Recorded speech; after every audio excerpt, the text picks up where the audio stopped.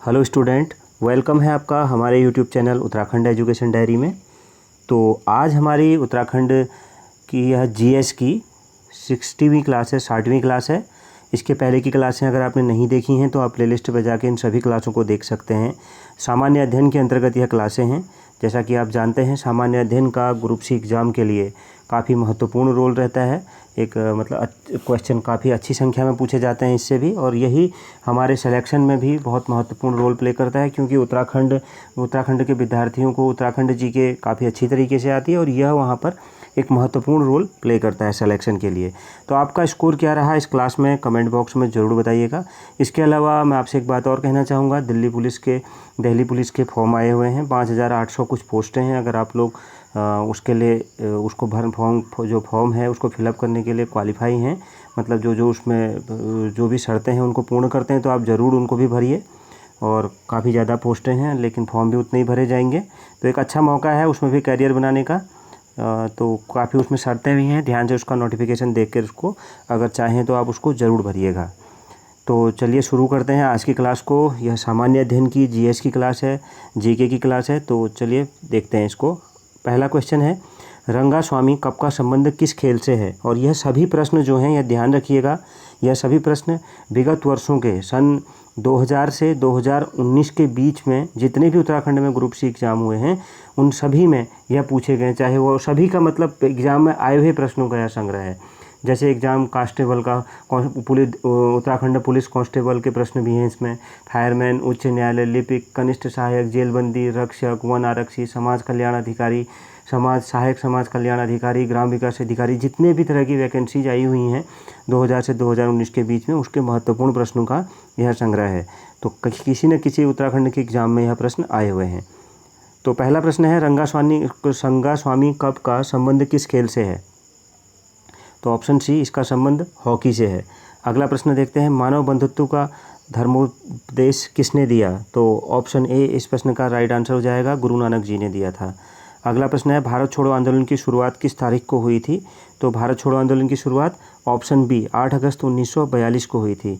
अगला प्रश्न देखते हैं, नृत्य करती हुई महिला की मूर्ति सिंधु घाटी सभ्यता के किस स्थल से मिली है? तो सिंधु घाटी सभ्यता के किस स्थल से मिली है? ऑप्शन डी मोहनजोदड़ो से मिली है। ऑप्शन डी इस प्रश्न का राइट आंसर होगा। अगला प्रश्न है, क्वेश्चन नंबर 5, राष्ट्रीय राजमार्ग NH2 किन दो देशों को जोड़ता है? तो किन दो देशों को जोड़ता है? ऑप्शन बी दिल्ली कोलकाता को जोड़ता है। अगला प्रश्न है, क्वेश्चन नंबर 6, भारत ने 1983 ईस्वी का विश्व कप क्रिकेट कहाँ खेला? तो कहाँ खेला था? ऑप्शन डी इंग्लैंड में खेला था। ऑप्शन डी राइट आंसर होगा। क्वेश्चन नंबर 7 है, अर्थशास्त्र का नोबेल पुरस्कार किस वर्ष से प्रदान किया जा रहा है? तो इस प्रश्न का राइट आंसर क्या होगा? ऑप्शन बी 1969 से। ऑप्शन बी इस प्रश्न का सही उत्तर होगा। अगला प्रश्न देखते हैं, क्वेश्चन नंबर 8। क्वेश्चन नंबर 8 है, न्यूमोनिया रोग शरीर के किस अंग को प्रभावित करता है? तो ऑप्शन डी फेफड़े को प्रभावित करता है। ऑप्शन डी इस प्रश्न का राइट आंसर होगा। अगला प्रश्न है, गीता रहस्य के रचनाकार कौन है? तो गीता रहस्य के रचनाकार कौन है? तो इस प्रश्न का राइट आंसर क्या हो जाएगा? ऑप्शन सी बाल Gangadhar Tilak. Option C right answer होगा। क्वेश्चन नंबर 10 है, विडाल टेस्ट का उपयोग किस रोग को जांचने के लिए किया जाता है? तो विडाल टेस्ट का उपयोग किस रोग को जांचने के लिए किया जाता है? ऑप्शन सी टाइफाइड को जांचने के लिए किया जाता है। अगला प्रश्न है, कावेरी नदी किन दो राज्यों से होकर बहती है? तो कावेरी नदी किन दो राज्यों से होकर बहती है? ऑप्शन ए कर्नाटक और तमिलनाडु से। अगला प्रश्न है, पटना उच्च न्यायालय की स्थापना किस वर्ष की गई थी? तो पटना उच्च न्यायालय की स्थापना, तो राइट आंसर हो जाएगा ऑप्शन सी 1916 में की गई थी। अगला प्रश्न है, क्वेश्चन नंबर 13, एलिफेंटा पास किस देश में स्थित है? तो ऑप्शन बी श्रीलंका में स्थित है। ऑप्शन बी राइट आंसर होगा। अगला प्रश्न है, प्राचीन सिक्कों पर वीणा बजाते हुए किस शासक को दिखाया गया है? तो ऑप्शन ए राइट आंसर हो जाएगा, समुद्रगुप्त को दिखाया गया है। अगला प्रश्न है, संविधान की 8वीं अनुसूची में शामिल भाषाओं की संख्या कितनी है? तो कितनी है? ऑप्शन सी 22 है। अगला प्रश्न देखते हैं, क्वेश्चन नंबर 16, केंद्रीय खाद्य शोध केंद्र कहाँ स्थित है? तो यह कहाँ पर स्थित है कोई केंद्रीय खाद्य शोध केंद्र? तो इस प्रश्न का सही उत्तर हो जाएगा क्या? ऑप्शन डी मैसूर में स्थित है। अगला प्रश्न है, संगीतमय स्तंभ कहाँ स्थित है? तो संगीतमय स्तंभ कहाँ स्थित है? इस प्रश्न का सही उत्तर होगा ऑप्शन ए, हम्पी में स्थित है। 18वां प्रश्न है, श्याम किस देश का प्राचीन नाम है? तो श्याम किस देश का प्राचीन नाम है? तो राइट आंसर हो जाएगा ऑप्शन बी, थाईलैंड का प्राचीन नाम क्या है? श्याम है। अगला प्रश्न देखते हैं। अगला प्रश्न है क्वेश्चन नंबर 19, सत्यशोधक समाज के संस्थापक कौन थे? तो इस प्रश्न का सही उत्तर हो जाएगा ऑप्शन डी, ज्योतिबा फुले। 20वां प्रश्न है, ब्यूटेन किस अवस्था में पाया जाता है? तो ब्यूटेन किस अवस्था में पाया जाता है? ऑप्शन बी, द्रव अवस्था में पाया जाता है। अगला प्रश्न है क्वेश्चन नंबर 21, भाभा परमाणु अनुसंधान केंद्र ट्राम्बे किस राज्य में स्थित है? तो यह किस राज्य में स्थित है? ऑप्शन सी, महाराष्ट्र में स्थित है। अगला प्रश्न है क्वेश्चन नंबर 22, मेनिनजाइटिस बीमारी का संबंध किससे है? तो इस प्रश्न का राइट आंसर होगा ऑप्शन ए, मस्तिष्क से इसका संबंध है। 23वां प्रश्न है, भारत तथा चीन के बीच की सीमा रेखा है क्या? तो इस प्रश्न का राइट आंसर होगा ऑप्शन ए, मैकमोहन रेखा। अगला प्रश्न है क्वेश्चन नंबर 24, पृथ्वी के भूपटल पर प्रचुर मात्रा में पाया जाने वाला धातु कौन सा है? तो कौन सा है? Option D, aluminium. Option D right answer हो जाएगा इस प्रश्न का। अगला प्रश्न देखते हैं क्वेश्चन नंबर 25, इलाहाबाद हाईकोर्ट की स्थापना कब हुई थी? तो इस प्रश्न का राइट आंसर हो जाएगा ऑप्शन बी, 1866 में।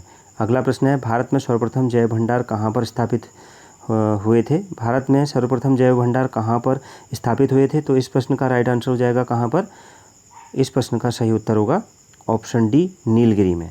अगला प्रश्न है क्वेश्चन नंबर 27, 1975 ईस्वी में हुए विश्व कप क्रिकेट का विजेता टीम देश कौन सा है? तो कौन सा है? राइट आंसर हो जाएगा ऑप्शन ए, वेस्ट इंडीज। अगला प्रश्न है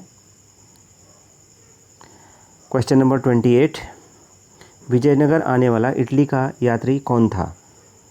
तो ऑप्शन बी, निकोलो कांटी था। Option B.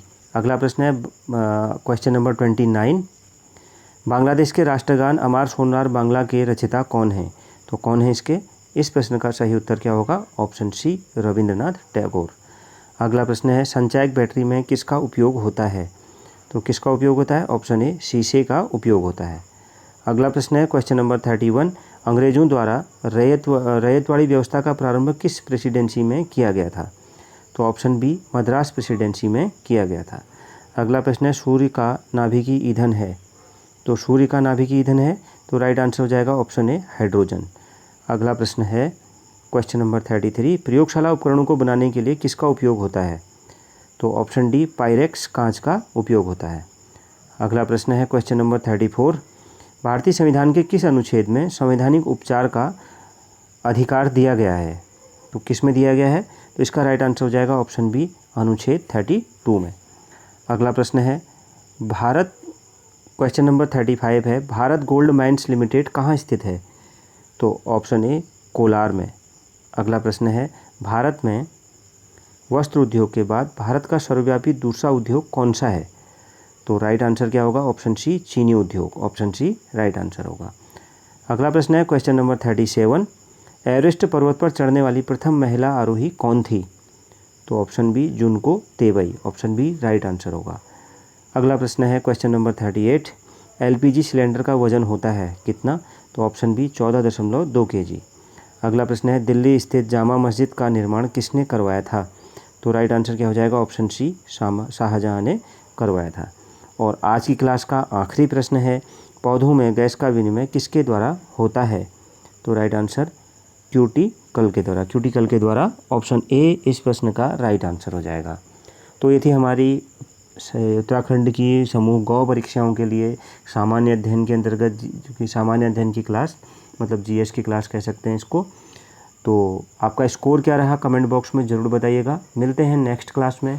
Thank you very much.